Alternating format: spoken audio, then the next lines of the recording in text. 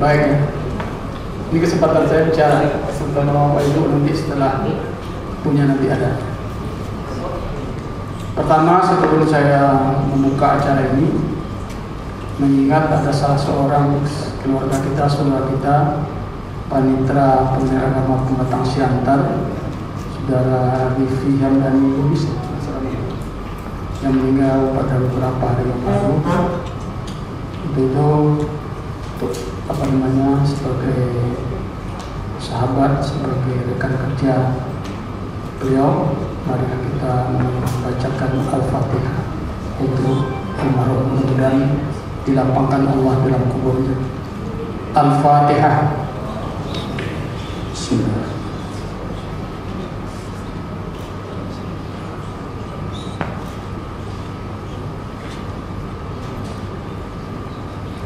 Terima kasih. Sebelum saya lupa, saya akan buka langsung acara ini. Jadi kadang-kadang ceramah itu lupa. Dengan mengucapkan Bismillahirrahmanirrahim, acara rapat koordinasi Pendidikan Agama Medan bersama seluruh Pengadilan Agama se-Sumatera Utara pada hari ini Selasa tanggal 23 Juni 2006 dinyatakan dibuka dengan resmi.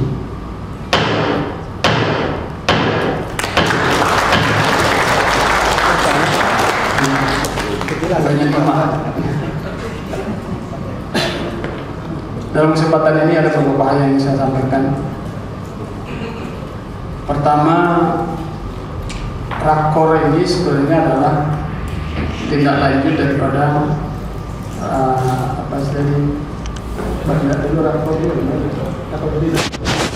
Tapal Madinah yang sudah lama sebenarnya kita ikuti. Tapi karena waktunya itu mepet sekali, banyak ada aja kegiatan, akhirnya baru bisa dilaksanakan rapat koordinasi PTA Medan bersama PA se-Sumatera Utara pada hari ini.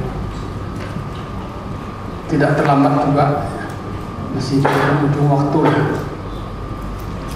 Pertama yang ingin saya sampaikan adalah bahwa kita mendukung penuh segala atau semua program prioritas Badilang tahun 2026 yang saya kira Bapak-Bapak dan Ibu semua sudah baca. Program prioritasnya banyak sekali, ada 40 mata yang saya baca, itu 45 atau 35, cukup banyak. Kita mendukung sepanjang yang menjadi kewenangan kita. Jadi pahamilah, bacalah program prioritas Badilang itu. Kalau itu menyangkut kewenangan kita, kita wajib dukung untuk mensukseskan program prioritas Badilang tahun 2026 ini. Yang kedua, sebagai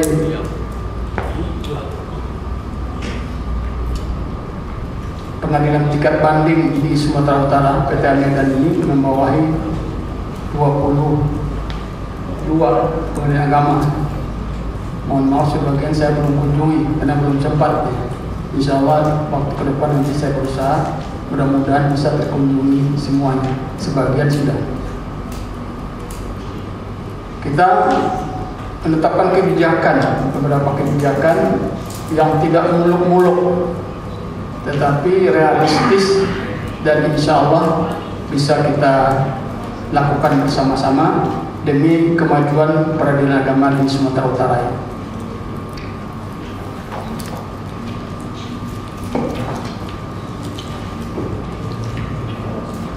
Saya singkat-singkatkan saja, karena saya berharap sebelum 4:30 itu acara ini sudah tutup, sudah diselesaikan, ya? Supaya tidak terlalu panjang. Saya potong-potong ya, saya tidak bacakan seluruhnya.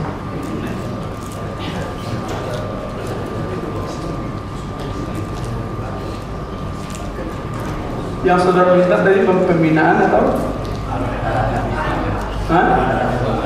Iya, arahan pembinaan itu, arahan itu termasuk kebijakan itu arahan nanti ya. Jadi saya sekaligus saja supaya mata acara yang berikutnya itu tidak perlu lagi, ya kan? Untuk Saya pahami tadi diminta membuka dan menyampaikan pembinaan.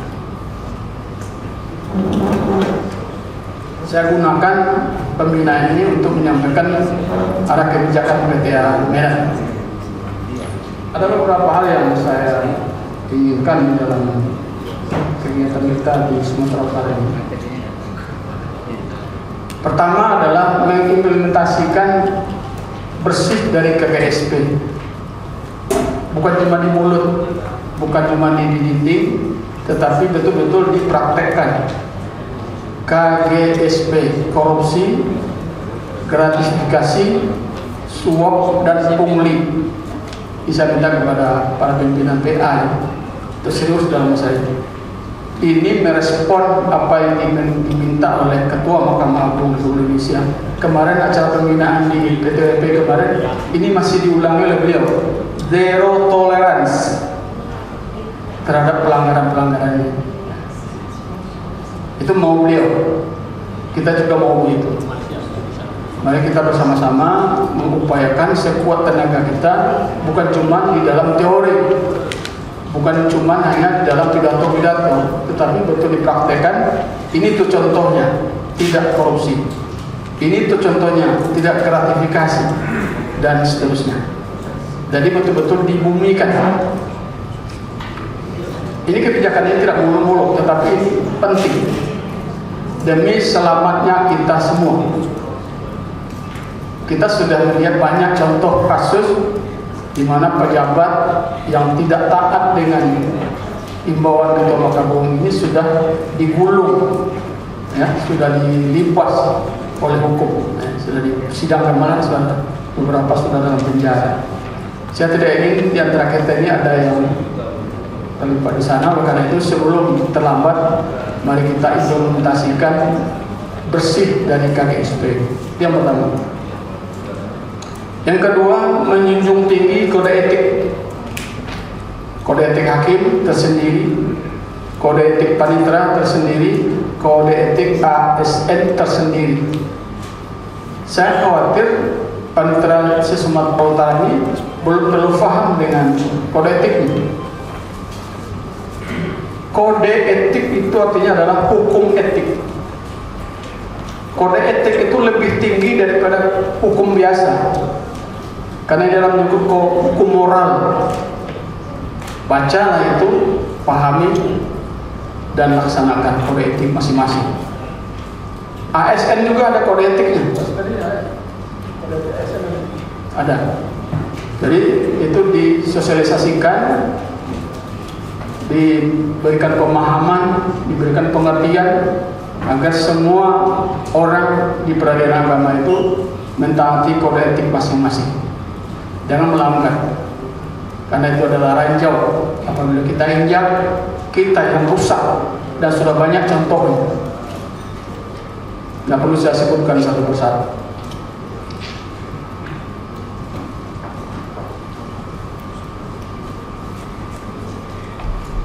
Ini program lama yang sudah tidak dilaksanakan lagi, tapi saya minta mulai tahun ini di Sumatera Utara kita lakukan, agar seluruh ketua pengadilan agama melakukan eksaminasi putusan majelis yang di bawahnya. Karena akhir-akhir ini ditenggarai terjadinya penurunan kualitas putusan di peradilan agama. Karena itu, meskipun perintahnya sudah sangat lama, ini tahun 90-an sudah ada eksaminasi putusan dan belum dihapuskan. Perintah itu belum dihapuskan. Tapi saya minta kita di Sumatera Utara ini memudayakan untuk tahun ini minimal 1 kali setahun. Minimal 1 kali setahun ketua PA mengeksaminasi putusan majelis yang berada di bawahnya. Sedangkan putusan ketua PA nanti akan dieksaminasi oleh hakim tinggi minimal 1 kali setahun. Bukan untuk mencari kesalahan saja, karena dengan mengetahui kesalahan, insya Allah ke depan kesalahan itu tidak terulang. Jangan kita terjatuh di dalam lubang yang sama. Orang yang jatuh di dalam lubang yang sama itu kata pepatah Arab itu lebih bodoh dari keledai. Keledai saja tidak mau terjatuh di lubang yang sama. Jadi sekali lagi, eksaminasi putusan ini tahun 2026 ini minimal dilakukan 1 kali. Tolong catat ini. Ini di dalam rangka memastikan bahwa semua majelis yang bersidang itu betul-betul bersidang dalam keadaan sadar. Karena ada putusan itu seperti tidak sadar. Nama pihak perkara 25 masuk dalam nama pihak perkara 26 atau saksinya. Ya, ada saksi orangnya orang Medan, tapi yang ditulis saksi dari Medan, dari Tangerang. Itu copy paste dari perkara lain yang tidak dibaca kembali. Saya mengistilahkan ini hakimnya, majelisnya bersidang dalam pikiran tidak sadar, yang kadang bermimpi. Ya. Yang kedua, ini membiasakan majelis kita, terutama saudara-saudara yang masih muda ketua PA, setiap kegiatan promosi sekarang itu diawali dengan eksaminasi. Saudara sadar itu. Oleh karena itu, putusan itu memang semuanya berkualitas. Tak perlu kita memilih. Silakan pilih sendiri, Pak, kalau perlu. Celakanya yang dieksaminasi oleh panitia promosi itu hakim yang ketua PA yang selalu memilih perkara first take atau perkara volunteer. Itu memenuhi syarat untuk dieksaminasi, makanya nilainya rendah. Jadi dari sekarang saya minta kepada para ketua PA, wakil ketua yang sudah dekat-dekat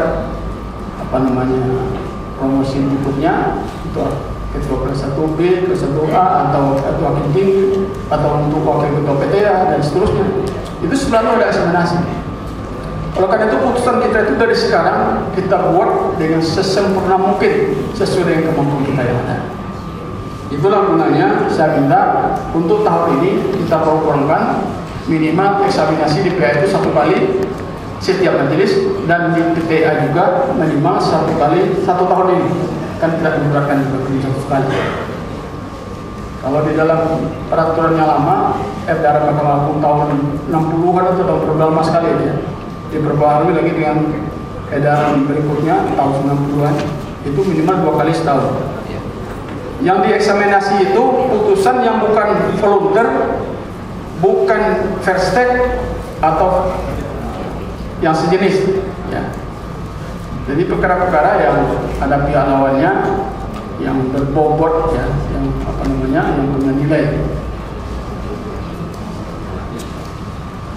Yang berikutnya yang akan kita laksanakan adalah acara bedah berkas. Ini bedah berkas ini dilakukan oleh PTA. Kegiatannya itu setiap wilayah yang kita bagi PAC Sumatera Utara ini di beberapa wilayah, dan setiap wilayah itu nanti akan kita adakan kegiatan bedah berkas. Hakim-hakim tinggi, ketua-ketua PA, hakim-hakim semuanya, panitraan itu ikut di dalam acara bedah berkas ini. Kalau bisa minimal satu wilayah itu 1 kali bedah berkas ini. Acara bedah berkas ini nanti akan kita kaitkan dengan acara PTWP. Jadi paginya kita bedah berkas sampai siang, sorenya nanti kita tenis atau sebaliknya. Setengah hari bedah berkas, setengah hari tenis. Kenapa? Karena tenis kita ternyata belum mumpuni. Terbukti kemarin di Malang kita hanya mampu jadi juara pool, tapi dikalahkan oleh runner up pool lain. Ya, PTA Pontianak itu dia runner up, bukan juara pool. Palangkaraya, PTA Palangkaraya itu dia tidak juara pool, kita juara pool. Tetapi anehnya kok kita bisa kalah gitu. Saya juga heran juga sih. Juara pool kalah oleh runner up pool. Saya kira ada yang kurang, maka itu perlu kita giatkan kembali, kita cari bibit baru melalui kegiatan PTWP yang digabungkan dengan bedah berkas ini sekali pada bulan, berapa itu setiap wilayah Ada berapa wilayah biasanya di sini?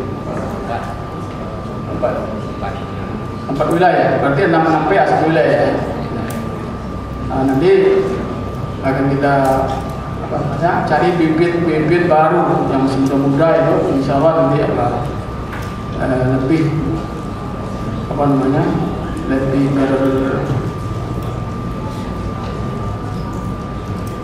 berbobot ya, lebih berbobot daripada sekarang. Karena kemarin itu kan ada yang masih tua-tua sampai di sana langsung sakit. Dan sakitnya tidak main, gimana? Ya bukan salah dia, salah kita. Kenapa kita milih yang tua? Tapi nak milih yang tua bagaimana? Yang muda tidak ada yang mampu mengalahkan yang tua itu. Oleh karena itu secepatnya 3 tahun ke depan kita programkan dari sekarang, insya Allah nanti aman.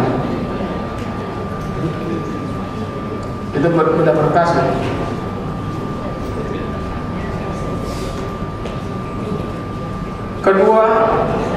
Kedua, selanjutnya yang kita programkan tahun ini adalah tadarusan risalatul qadha. Beberapa PA yang saya kunjungi, saya tanya hakimnya hafal tidak risalatul qadha?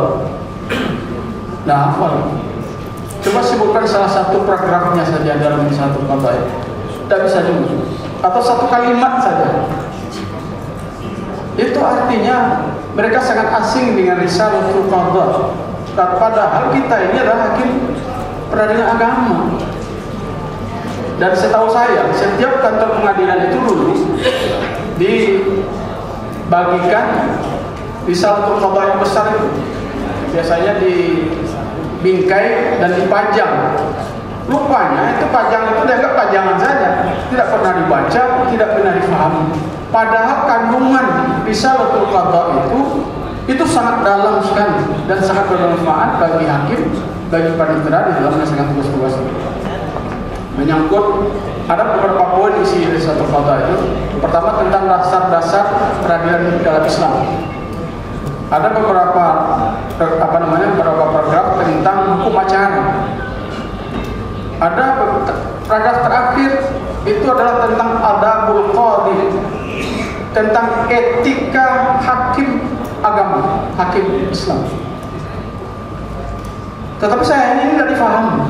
Ini tidak ada di dalam RBG, HIR atau dalam peraturan perundang-undangan, tidak ada, hanya ada di situ. Risalatul qadha itu adalah rangkuman daripada tugas-tugas peradilan menurut Al-Quran dan hadis. Itu dirangkum oleh Umar bin Khattab dan ditulisnya dalam satu surat yang ditunjukkannya kepada Abu Musa al-Asy'ari sebagai salah seorang gubernur yang ketika itu merangkap juga sebagai hakim. Jadi ini ingat ketua-ketua PA ya, supaya Pak Ketua sendiri lebih dulu menghafalnya, harus hafal mati. Dan nanti di momen tertentu kita akan lombakan ini. Akan adakan lombanya menghafal risalatul qadha dan memahami kandungannya. Bayangkan ada dalam risalatul qadha itu gini, asinnas fi wajhika wa majlisika wa qada'ika. Itu tidak ada dalam PBG. Keadilan itu ada 3 tempatnya. Pertama di wajah hakim itu harus adil. Yang kedua di majelis hakim itu harus adil. Terakhir putusan. Selama ini yang kita kenal dari EBG hanya keadilan hakim di putusan. Keadilan di muka dan keadilan di majelis tidak ada. Ini penting di dalam peradilan agama. Oleh karena itu saya minta kepada seluruh ketua PA mempersiapkan diri nanti untuk menghafalnya. Nanti akan kita adakan lomba di waktu momen-momen tertentu, apakah 17 Agustus atau ulang tahun PTA atau momen-momen lainnya. Dan juru bicaranya adalah ketua PA-nya. Kecuali kalau sakit digantikan oleh wakilnya. Kalau wakilnya sakit juga, jadi saat ini harus dihafal pendek-pendek sedikit aja, setengah-setengah baris. Dia hanya sekitar 40 baris saja. Kalau dihafal 1 baris 1 hari, 40 hari selesai. Siapa lagi yang akan menghafal ini kalau bukan kita? Jangan seorang hanya bangga dengan RPG dan HIR dan RV, tetapi dia satu kata dilupakan. Bahkan itu kita programkan tahun ini sekali ada perlombaan tentang menghafal dan memahami risalah Al-Qur'an.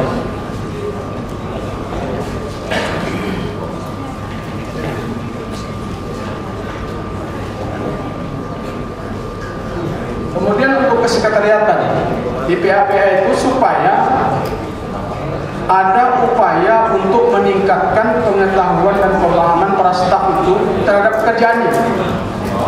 Jangan mereka dibiarkan bekerja ala kadarnya.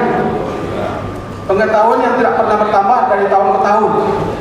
Oleh karena itu, programkan tahun 2020 ini minimal 5 kali DDTK di kantor itu.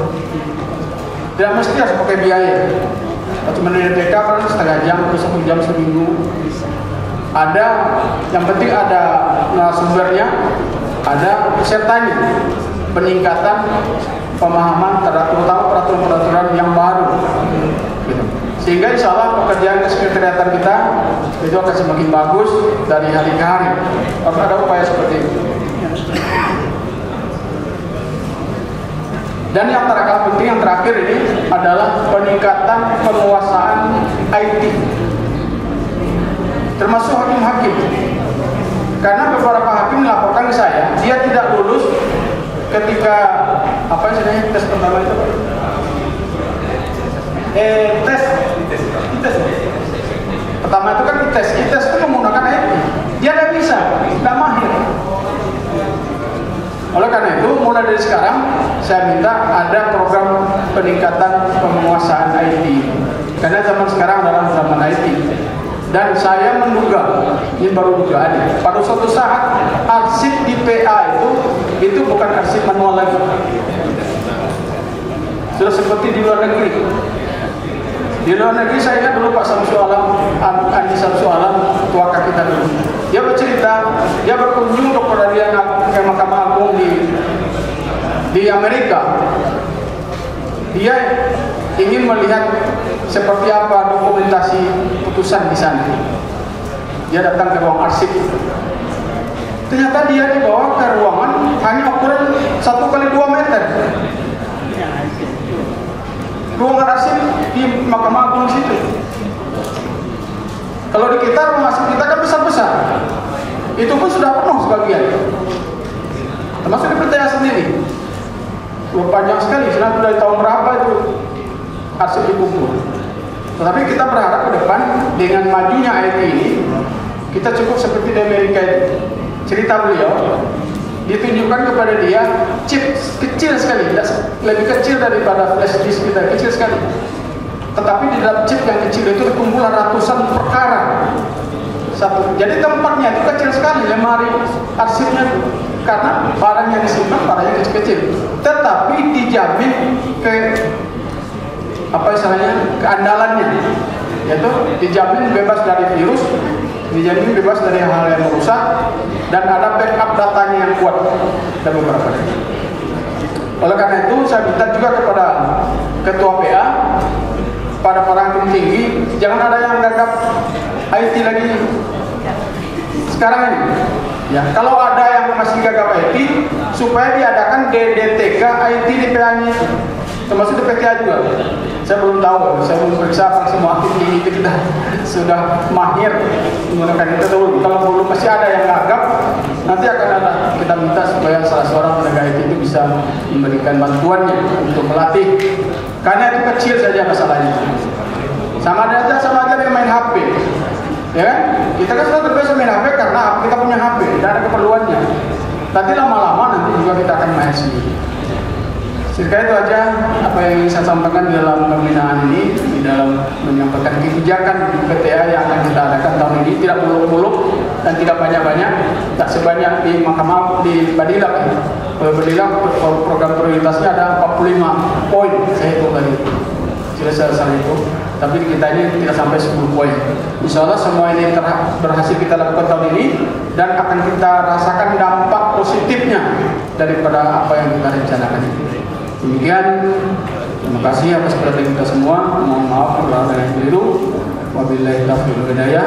Wassalamualaikum warahmatullahi wabarakatuh. Di Riau hanya 2 peraturan. Tapi di PTA wilayah Sumatera Utara ini sudah ada 9 pengaduan selama 5 bulan. Dari Januari sampai dengan Mei, 9 pengaduan. Itu Bapak Ibu sekalian. Kalau saya simpulkan, hal-hal yang diadukan adalah ada 7 macam. Saya simpulkan. Yang pertama, masalah hukum acara tentang pelaksanaan sidang. Ada pengaduan sidang dilaksanakan oleh satu orang hakim, tetapi dalam berita acara majelis yang menyidangkan satu orang, tapi dalam berita acara maupun PMH-nya majelis. Kenapa? Ini mungkin karena banyak perkara hakimnya sedikit, walaupun majelis dibuat 2 yang menangani. Ini bahaya. Jangan dilakukan. Kalau hakim tunggal, hakim tunggal.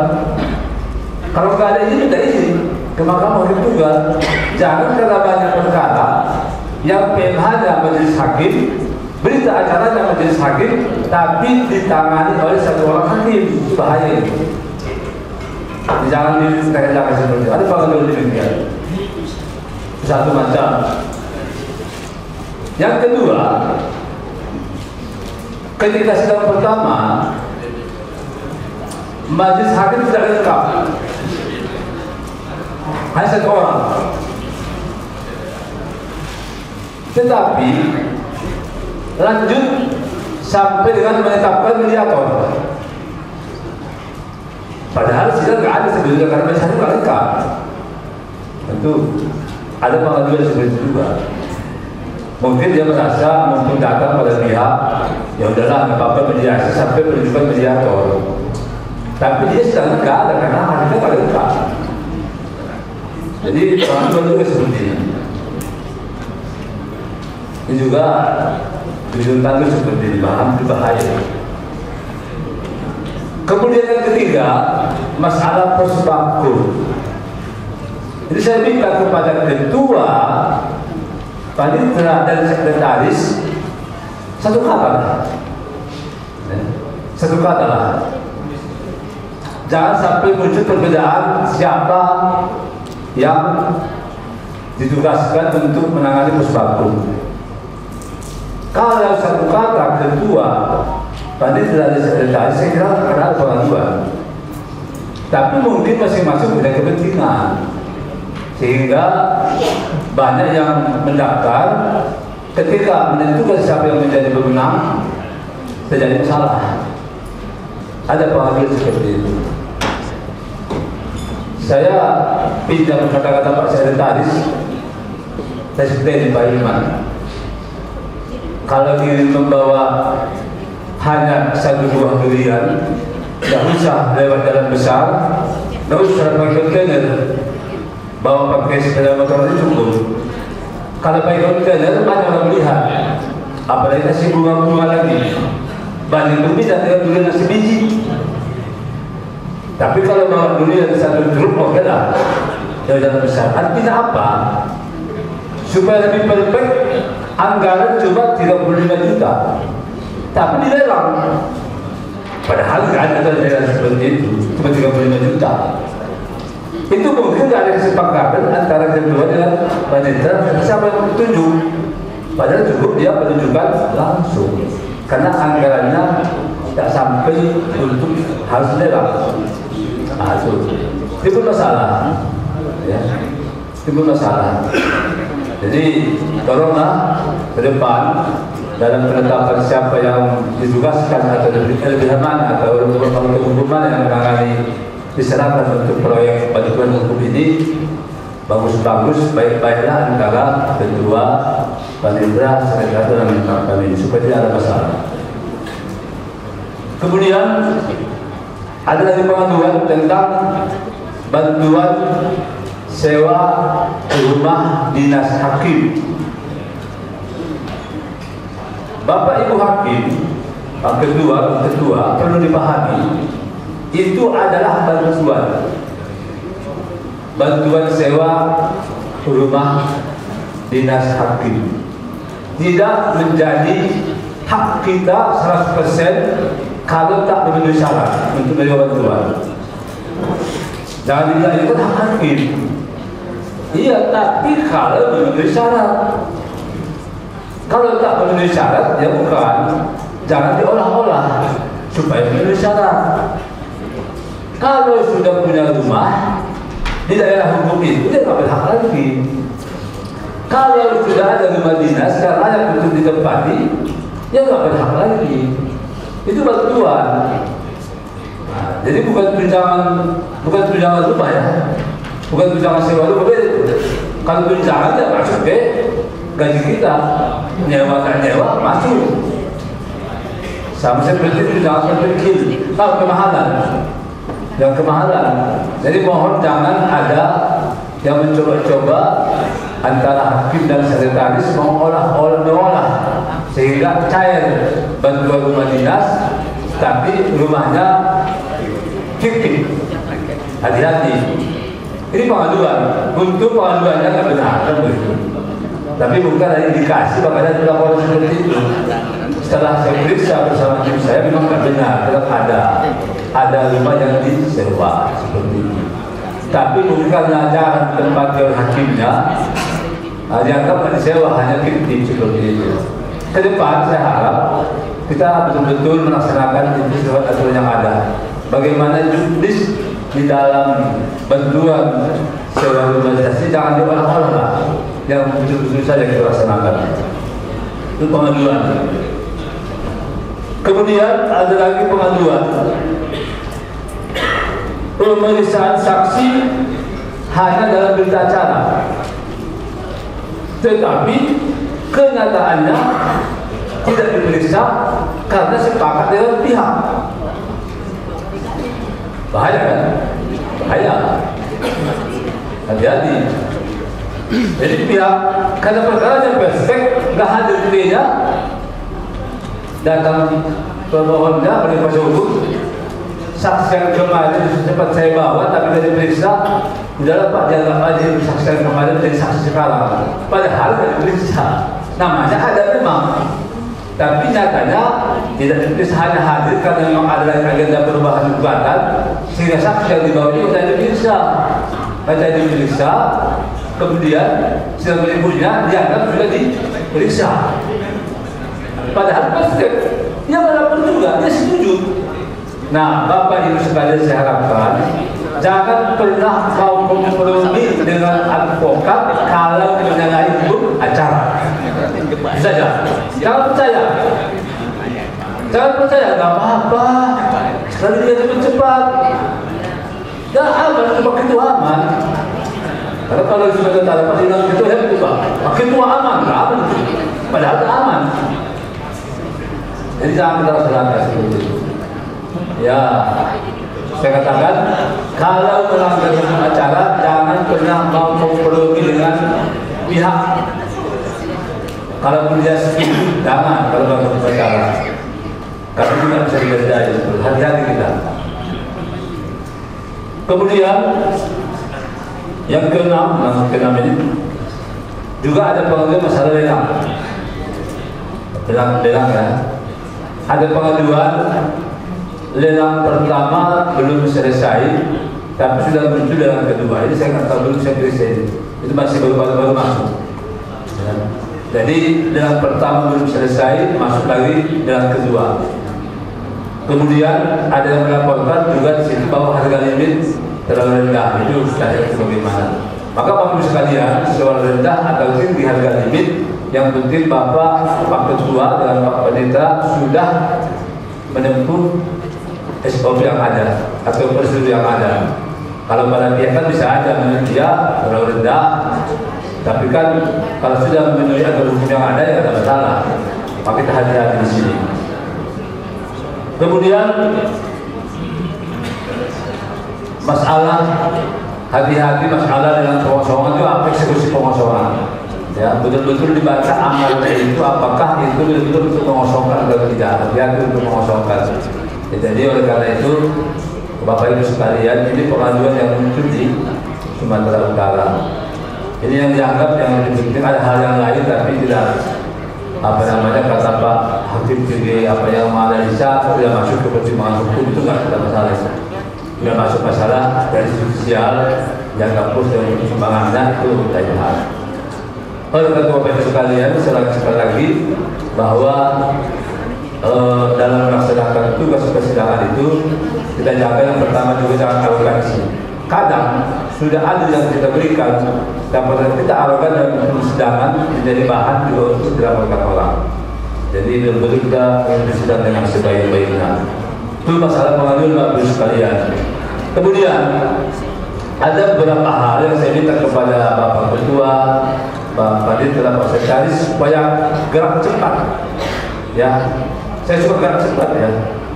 Jadi kalau ada himbauan ya dari Badidak atau dari Mahkamah Agung atau dari SEMA, cepat geraknya. Jangan pakai filosofi kalau masih bisa ngapain dulu, kalau masih ada waktu ngapain sekarang, kalau bisa lambat ngapain cepat. Saya ingin itu dibalik. Kalau bisa sekarang, kenapa besok? Kalau bisa cepat, kenapa lambat?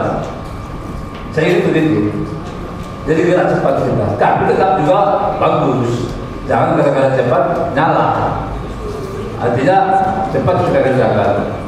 Sekarang ini seperti ETR,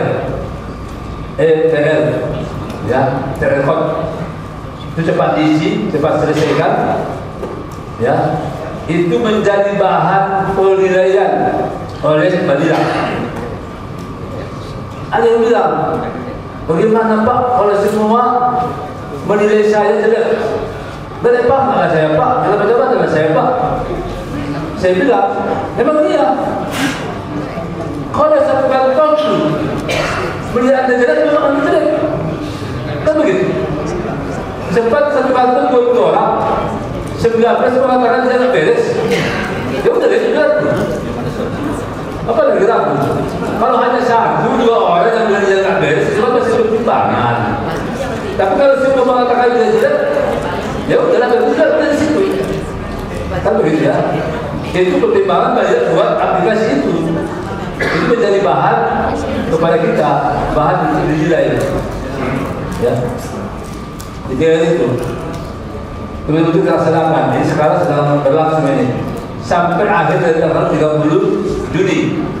Kalau bisa besok selesai. Jangan tunggu tahun 30 Juni. Saya sering kali Bapak Ibu tengah malam saya kerja. Jam 22 saya masih memantau kawan-kawan di hari terakhir. Negara-negara seperti itu. Saya share di grup. Hari terakhir, enggak juga nyambung. Saya tidak beli karena malam Sabtu. Seri berakhir hari Jumat. Hari Jumat berakhir. Tanggal jam 23:59. Jam 25 saya masih kerja itu. Jam 23 kerja. Mana jam 5 jam setelah itu kerjakan. Satu ya. Kemudian Bapak Ibu sekalian, termasuk di PPA, kita sekarang ada WFH hari Jumat gantian.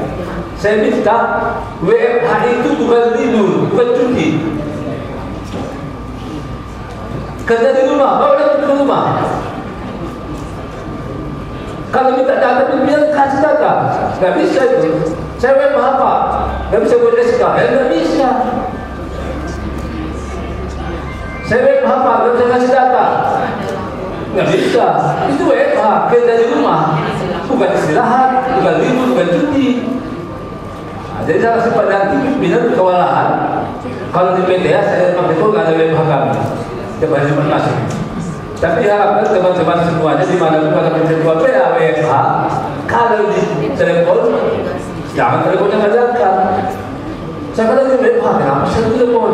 Nggak bisa. Itu WFH, kerja di rumah, bukan libur di rumah. Soal Bapak lagi di merapat, tapi bisa dibalas, kami nggak tahu tentang itu, yang penting dibalas. Ya. Soal Pak Biru lagi menteri sih ada masalah, yang penting dibalas.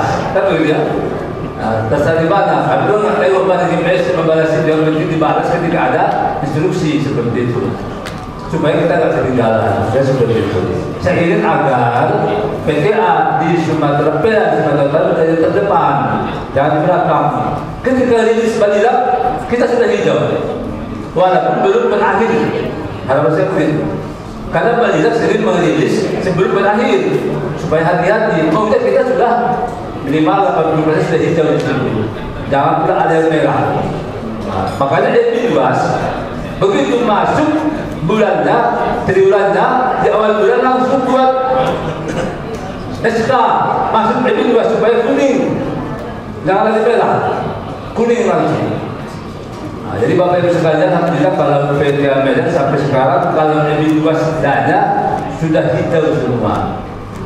Luas pinjam tadi saya memasuk kemari, saya minta diverifikasi oleh hakim satu lagi temuan, belum bisa kami validasi dari Pak Ketua karena satu lagi temuan belum belum diverifikasi. Kalau verifikasi kami validasi selesai bebas bid kita. Kalau di PK hanya bebas bid, nggak ada bebas bid selesai. Itu Bapak Ibu sekalian. Oleh karena itu seperti yang lainnya masalah CCTV, tersangka dan sebagainya kita benar-benar harus tercepat termasuk validasi. Validasi 6 jam sampai kita diselesaikan nilainya 10 waktu ya. Makin lama makin berkurang nilainya sampai nanti 0 nilainya. Memang harus waktu saja tapi jadi 0 nilainya. Kita sekarang semua dinilai Bapak Ibu sekalian, semua dinilai. Termasuk nanti untuk nilai triwulan, ya kinerja triwulan. Itu Bapak Ibu untuk triwulan kedua, kalau kita mau upload tanggal 10 bulan Juli, nggak ada lagi terima itu. Ya, jadi sebelum itu sudah masuk semuanya. Sebelum tanggal 10 bulan Juli itu TW2. Nanti jangan bilang sudah masuk tanggal 15 TW2 bulan Juli, kami kok nggak divalidasi dari Balidak Pak. Saya betul ke Balidak, saya minta ke sana validasi. Kalau kita bilang lewat Pak tanggalnya nggak bisa lagi validasi, udah kami ambil nilainya. Ya begitu. Karena ada beberapa kawan di Balidak administrasi saya ajak beli untuk minta divalidasi, tapi kalau lewat jangan nggak bisa lagi. Makanya kita coba cepat dikirim. Ketika ada kendala validasi, kasih tahu ke PTA, nanti kita ajak ke Balidak supaya berkali divalidasi. Agar apa yang kita masukkan di pesantren itu tidak sia-sia. Itu Bapak Ibu sekalian ya. Jadi ini barangkali dari saya untuk pada rakor ini. Tanya jawab nanti ada kita diskusi Bapak Ibu sekalian karena waktu kita juga terbatas. Mudah-mudahan apa yang saya sampaikan ini menjadi manfaat kepada kita semua. Dan mohon maaf kalau ada tersinggung dengan penyampaian saya. Mungkin ada yang saya kasih nama, kasih siapa, kasih PA. Tapi itulah kasus di Bangka yang ada di PTA Medan. Mudah-mudahan ke depan kita lebih baik lagi. Dan harapan saya, ketua-ketua ini berani pamannya mengadakan pertemuan dengan para advokat. Tapi dalam momen tertentu pamannya ada sosialisasi, diundang mereka, diberikan pengertian. Pak Ketua sering mengadakan, saya sering mengadakan itu di Pekanbaru, saya akan seperti itu. Mudah-mudahan ada pengaduan lagi. Setelah kita panggil mereka, ya apa keluar kita terima, kita selesaikan solusinya sehingga kita minus atau katakanlah makin sepi dari pengaduan. Memang kita nggak bisa menghindari agar membuat supaya zero pengaduan nggak bisa. Tapi kita harapkan pengaduan itu tidak terbukti. Ya, tidak seperti saja. Mudah-mudahan ada manfaatnya. Mohon maaf. Assalamualaikum warahmatullahi wabarakatuh. Terima kasih kepada Bapak Ketua PTA Medan yang telah menyampaikan tentang pengawasannya. Waktu kita kurang lebih 25 menit lagi. Ya, kita nanti jam 11.10 kita beralih ke sesi yang lain untuk rapat komisi. Selanjutnya kami persilakan kepada Bapak Panitra, Pak ada yang menyampaikan, silakan Pak Panitra. Terima kasih. Assalamualaikum warahmatullahi wabarakatuh. Bismillah, alhamdulillah, la La haula wala quwwata illa billah.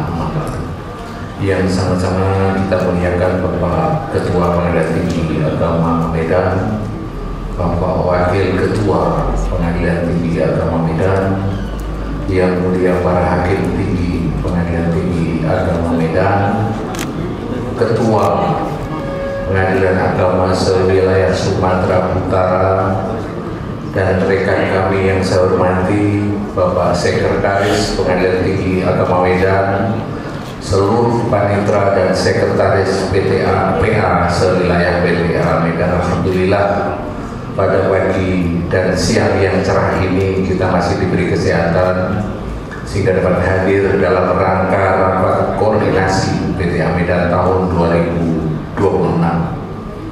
Shalawat salam tidak selalu kita lupakan, mari sama-sama kita haturkan kepada junjungan kita Nabi besar Muhammad Sallallahu Alaihi Wasallam beserta keluarga dan sahabatnya yang insya Allah kita tunggu syafaatnya di yaumil akhir nanti. Allahumma amin. Kami singkat kata karena waktunya cuma 10 menit tadi, akan menyampaikan beberapa hal terkait dengan kepanitraan, bahwa di kepanitraan ini adalah bertugas tentang administrasi perkara yang dinilai tentunya adalah penyelesaian tepat waktu perkara. Bagaimana kita menyelesaikan administrasi sampai dengan mulai pendaftaran sampai dengan upload putusan. Dari yang kami lihat di sini ada beberapa hal yang perlu kami sampaikan, bahwa di Surat Dirjen Banilang nomor 048 tahun 2020 itu tentang evaluasi kinerja SIPP. Maka mohon dengan hormat, karena saya lihat di sini SIPP kita dalam triwulan 1 untuk penilaian SIPP itu masih ada yang belum 12, ada yang 9 bulan. Mohon untuk ditingkatkan. Ya kan sedikit ini saya coba buka aja ya. Tapi saya nggak sebut PA. Jadi ada beberapa PA yang SIPP-nya itu masih nilainya di bawah 11. Harusnya nilainya 12. Coba nanti dilihat masing-masing apa kendalanya. Karena di situ Bapak Ibu itu tatkala penerimaan perkara masuk harus segera diinput di SIPP tepat waktu. Jangan sampai penunjukan majelis hakim, penunjukan hari sidang PP itu lebih hari. Oh, nggak bisa ditampilkan di situ, nggak apa-apa. Nah ini karena saya nggak. Jadi untuk SIPP yang tertinggi, saya bilang aja SIPP yang tertinggi di sini ini adalah PA yang perkaranya di kelas 2. Saya nggak perlu sebut. Nah, nanti kan ada penghargaan itu.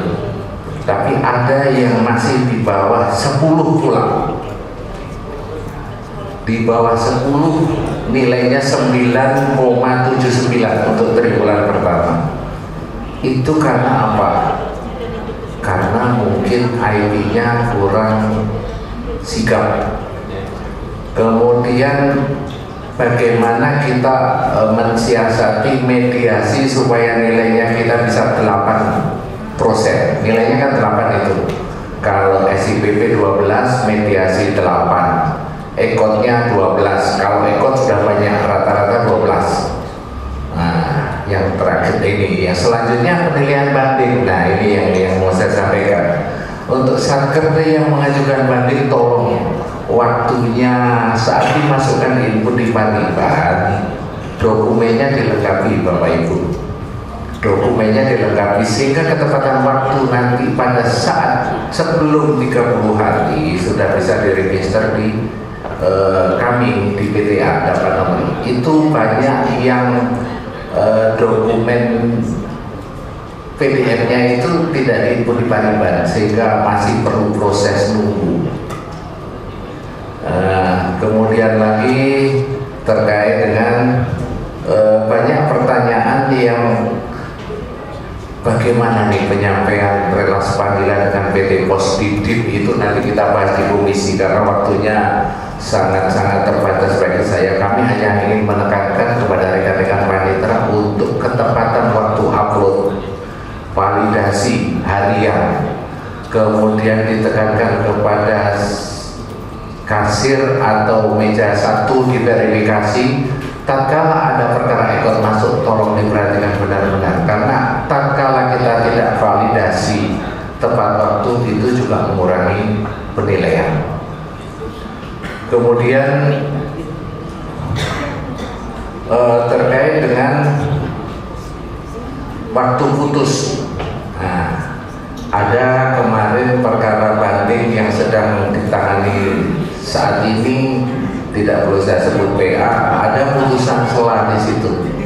Kita ngomong di administrasi bukan teknis judisialnya ya. Ada perintah di putusan sela itu segera hasil pemeriksaan itu dikirim 14 hari setelah dikirim. Ada kemarin satu perkara yang sehingga sampai saat ini sudah 42 hari saya lihat di SIPP kami.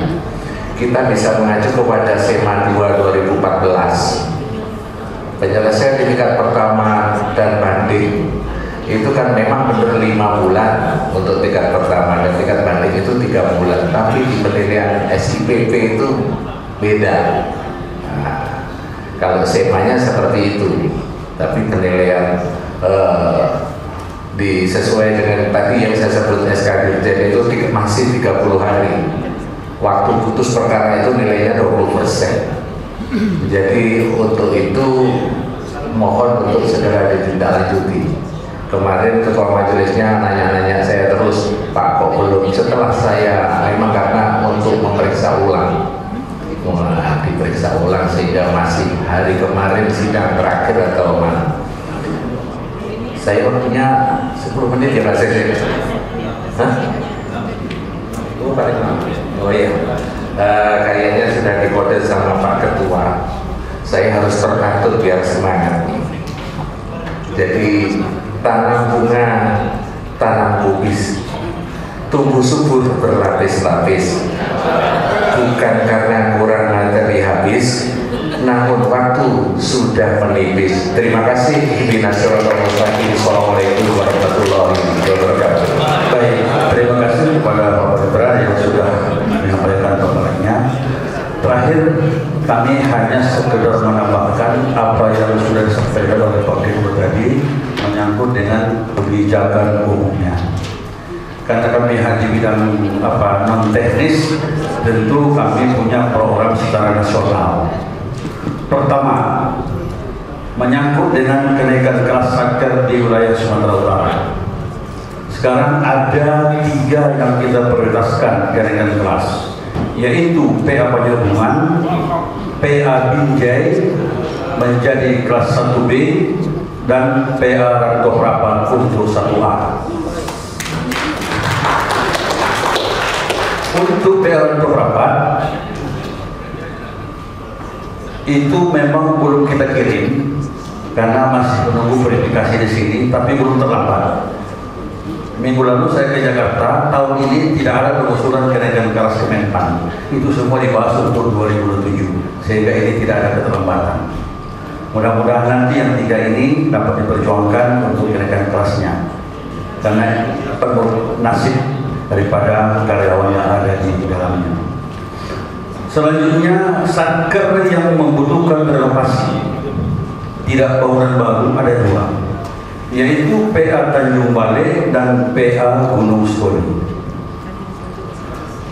Untuk PA Tanjung Balai, sayangnya sampai sekarang belum ada kami terima dokumennya. Sementara ini 1 bulan yang lalu kami ke Jakarta, ini sudah ditetapkan sebagai prioritas. Ada beberapa peserta saya bawa kemarin ke Jakarta, termasuk Medan, Sidikalang, Leto. Mereka menyaksikan semua data-data satker yang ada di Sumatera Utara itu sudah dicatat di sana. Mana yang butuh renovasi, mana butuh bangunan baru. renovasi jelas Gunung Stoli sama Tanjung Balai itu sangat prioritas karena tanahnya sudah ada.